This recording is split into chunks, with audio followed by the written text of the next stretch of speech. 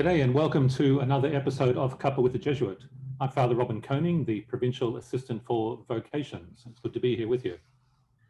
I'm Julian Butler, a Jesuit in formation, and Father Robin and I are joined today by Father Richard Leonard. Father Richard, welcome. Thanks very much, Julian and Robin. It's great to be here. Father Richard, you've spent much of your Jesuit life engaged in communications, and Jesuits from their earliest days have been in the public square communicating. What's your work in communications involved? My work in communications came somewhat by accident. I certainly didn't join the Jesuits thinking I was going to end up being in communications. I didn't know what I was going to do, to be honest, but if I thought of anything, I thought I might be teaching liturgy or that sort of area, sacramental theology. But as my training went on, we had a provincial, Father Billuren, who was sort of discerning what he did with what the province might do with some of my more artistic gifts and some of the intellectual gifts that I had and some of the interests that I had. And he was very keen at that point, this is many years ago now, almost 30-something years ago, that a few of us be trained up in media and communications. And so he came to me and said, would you be interested in it? And I said, well, I'm not one of those kids who, made 12mm films or 8mm films, and I don't know if the video stops, how to fix it. And I, didn't have that sort of background, but I certainly was interested. And so I was very lucky that, and blessed after my ordination in 1993, that I was then apprenticed to Albert Street Productions in Melbourne, and which was a Christian organisation which was making documentaries for the ABC and for 9 and 7 at the time. And I had 2 years to really sort out whether I had any gifts in the area and also whether this was something that I could see would be a wonderful ministry for me in the future. And in my case, I was very blessed that it was so. There are some clues or indicators in there about the way Jesuits operate and approach things. Stepping into public places or places where you might not usually expect to see a priest is one of them. And another is that sense of giving real time to be apprenticed, to have time to learn and develop gifts. How's that evolved for you over time, Richard, having opportunities to learn and grow those skills and gifts? I think my life started as a diocesan seminarian. So I was on for the Toowoomba Diocese for 4 years, from 1981 to 1984 at Banyo Seminary in Brisbane. And I knew I wasn't meant to be a diocesan priest. I have enormous admiration for our diocesan brothers in the priesthood, but they're like the GPs of the Catholic Church, using the medical parlance. And while it isn't completely satisfactory, religious orders tend to be specialists by nature. And so when I came into the Jesuits, I didn't know what that speciality might be, whether it's in education or in spirituality or in beekeeping. But I did know that Jesuits did an extraordinary array of things. And I was really attracted by that, there wasn't one job, there wasn't one way of being a Jesuit. And that the discernment about your gifts was completely different to what I'd experienced in the seminary. Everyone sort of expected they would be a parish priest for the rest of their lives. Now, not every diocesan priest does end up doing that, but the vast majority do. And so when I came along and into the Jesuits, they were sort of saying, well, how can we make your gifts and talents be at the service of the people of God, the greater glory of God, and the service of the church? And that conversation was a very different one completely. And so I guess then I liked that we were entering into that dialogue, and it had to be tested. So the discernment process wasn't immediate. It was something that needed to be tested, hence the apprenticeship for a couple of years, and then later a master's degree and then a PhD in this area. So, there was real learning that they enabled me to put around it. But also that in the process of figuring out what I was meant to do and discerning what God wanted me to do, it was also the vow of obedience. And it's where sometimes, like, we can think obedience takes our freedom away. But in my experience, often you think this big for your life, and along comes maybe God, who thinks hugely for our lives, but the society as well, the Jesuits as well, come along and say, well, how about thinking this big for your life? And let's see whether that's something which has legs, something that might in fact be the best possible use of your gifts and talents. So it was a conglomeration of all of those things. It was a discussion, a dialogue of all of those things. And I do think that's how the Holy Spirit works, through our own big desires. St. Ignatius said he wanted people with strong desires, big desires. And I've been delighted that part of that trial and error, that process, that dialogue, has been part of my own vocational story. And it has been a journey, hasn't it? You talked about beginning more on the production side with Albert Street Productions, and then you mentioned your doctorate, and more recently you've got into other areas of communications over the last few years, haven't you? That's exactly right, Robin. I was in production initially, and then I was sent to the London Film School, which is a really famous film school in Covent Garden in London. And I was very honoured there to do the master's degree in film and television production. And then when I came home, there'd been a bit of a realignment of ministries in the province. And so I was asked then to do another job entirely for a little while. And then after I'd done that job, the Bishops' Conference had a need for someone to run their office for film and broadcasting. So for 22 years, I ran the office for film and broadcasting for the Bishops' Conference. That only finished last year. And it was a part-time job, but it was film reviews.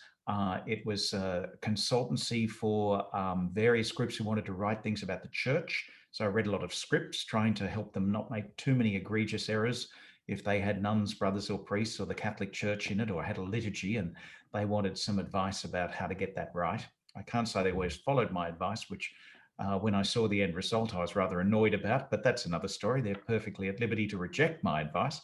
But also that I had to work on legislation, communications legislation, about classification of films and video games. So there was an extraordinary array of stuff. And then in the midst of that, I did a PhD in cinema studies, and I wrote on the Australian director Peter Weir.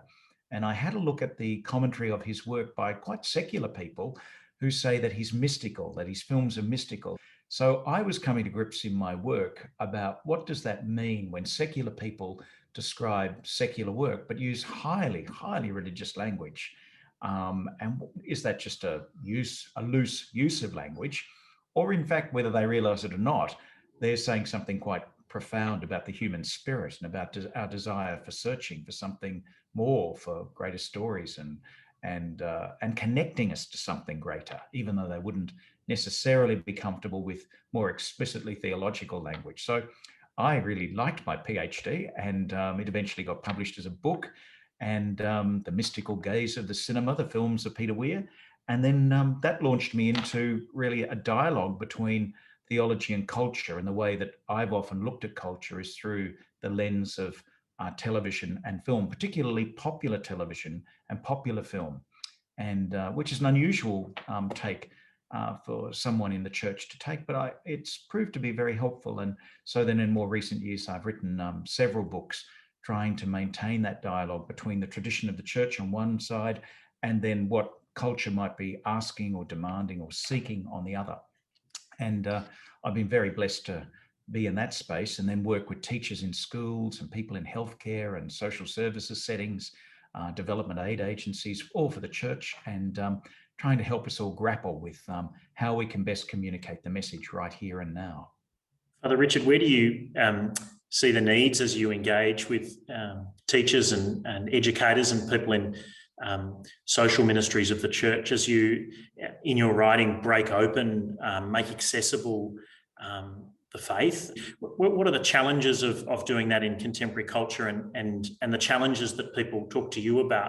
There are several of them, Julian, but well, the fundamental and most important is that you can't communicate what you don't have. We can't communicate a relationship with Jesus if we don't have a relationship with Jesus. If we don't have a fundamental, if we haven't fundamentally fallen in love with Christ, then it's very hard to speak passionately about Christ, to want to be with Christ, to want to be Christ's face and hands and feet for the world. So that's the fundamental one. How do we set up or enable, facilitate, whatever word we want to use, people that are at the front line of the mission of the church now, which is not in our parishes anymore? Like I know all the stats off the top of my head. You know, we've got 1.45 million Australians come into the ambit of Catholic education every school day. That's 770,000 kids, 93,000 staff, and 1.5 parents, because they don't all have two. Throw all that together, and you've got about 1.45 million people. We only have about 550 to 600,000 Catholics going to Mass on Sunday.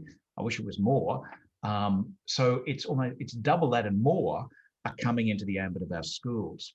And then our schools then are now in a very secular context, and they want it to be otherwise. But many of our families, many of our people, they need to hear the good news of Jesus Christ in a way that they can respond to it at a fundamental and personal relationship level. Once you fall in love with Jesus, once you have a relationship with Christ, then so much else makes sense. Richard, you've mentioned that you began with the diocesan seminary. Just a bit on your vocation journey. Clearly, you were attracted to the priesthood first, and then later thought about Jesuit life as distinct from other religious congregations. Can you say a bit more about your attraction to priesthood and then to Jesuit life in particular? It was often claimed in the Toowoomba Diocese that my family were a Levitical family of priests. So we had, I had 4 uncles, 3 on one side, 1 on the other, who were diocesan priests. And I actually wrote to the Jesuits in my last year at school. In my end of my year 10, and certainly by the beginning of year 11, I was in a Catholic charismatic group in Toowoomba in the late 70s. This was a really exciting, wonderful group to be with, and it was considered quite radical. When we look back on it now, it was incredibly tame, but at the time it was going to be something really right out there. But anyway, it was the one that really did fundamentally push that personal relationship with Jesus. So I'm eternally grateful to that group and that movement for the personalization of my faith. So I thought about the Jesuits. I'd read the life of Ignatius, and I already was attracted to the variety of works and what seemed to be this extraordinary array of personalities. And even the 3 of us, we're brothers, but we're very, very different people. Yet I have enjoyed all of your company, and please God, we will grow old together. So it's just such a variety of personality who is attracted to us, and there's not one size fits all, which I found very attractive. But I wrote off to the then vocations director, whom I'm now living with, and he wrote back and said all the literature of the time, and he said to me that, well, come and have a look. And I told one of my uncles that, and he said, oh, no, don't become a religious order priest. He said, you think we diocesan priests have troubles? They've got more troubles than you know what to do with. And so just become a diocesan priest like the rest of us, and just serve Christ and be in the diocese, and we'll look after you. And when you're 17, as I was in Queensland and doing year 12, that sounded reasonable, to priest as a priest. So off I went to the seminary. I don't regret those 4 years for 1 minute. They were wonderful. But by the end of the 4 years, I just knew. I knew that I was not meant to be a diocesan priest. So I needed a community. If I was going to live the vows of chastity, of celibacy, I knew I needed a community to do it with. I thought that there was a level of loneliness that I saw with some of our diocesan priest brothers that I didn't want for myself. Secondly, I wanted a spirituality. I wanted to belong to a spiritual family. And the third thing was that when I actually did come to Sydney and start to meet Jesuits, the only experience I can say is it was from the word go, I felt at home. Just being in the common room with them, being at meals with them. I felt at home in a way I hadn't felt at home. That's never left me, this sense that I belong. And I like that sense. I'm treasure it really, and thank God for it. So after I left altogether from the seminary and went and finished my arts degree at the University of Queensland, and then and that was in music and history, and then I joined the Jesuits from there, and I've had a blessed life. Father Richard, given that sense of grace through the challenges and joys of your life as a Jesuit, what would you say to a young man who might be considering religious life or joining the Jesuits? What advice would you give him? Well, firstly, I'd say that you have to have that. Well, you have to want to seek that personal relationship with Jesus. And I think to a degree, there's got to be some level of encounter of God's love and forgiveness, of God's goodness and our sense of dignity and purpose. I passionately believe in God's will, especially in the big picture. So I'd really encourage people to hope that that might be with us. Secondly, I would hope that they would be people who wouldn't come with a fixed idea about how it's all going to work out. I think Amazing Grace is much more interesting than any of our own designs. So it's the flexibility that I would really encourage in people. And thirdly, it's ultimately we're servants of the church and we're servants of the people of God. It's not the institution, it's not the hierarchy, and even for our fourth vow of obedience to the Pope, it's in mission. And it's the mission of Christ to the people of God and the world. And that means a lot to me. Like I've got a new assignment now, which is not about media or communications, but is absolutely almost full circle for me. And going back, I've been asked to be a parish priest, and here at North Sydney, I would hope a young man would just give it a go. I think there are terrific pressures not to give it a go, and lots of reasons that family and friends come up with to argue against giving it a go. But I just give it a try, and don't die wondering, because if this is the life for someone, as it's the life for us, then, the 100-fold that the Lord promised in this world and pleased God in the next is absolutely, has been my experience of incredible joy, of great challenges, and especially of this unique relationship with the people of God as their servant. Well, Richard, we're very grateful that you gave it a go with us, and thank you for joining us this afternoon for this Cuppa. That's been great. Thank you. You're very welcome. It's a great joy.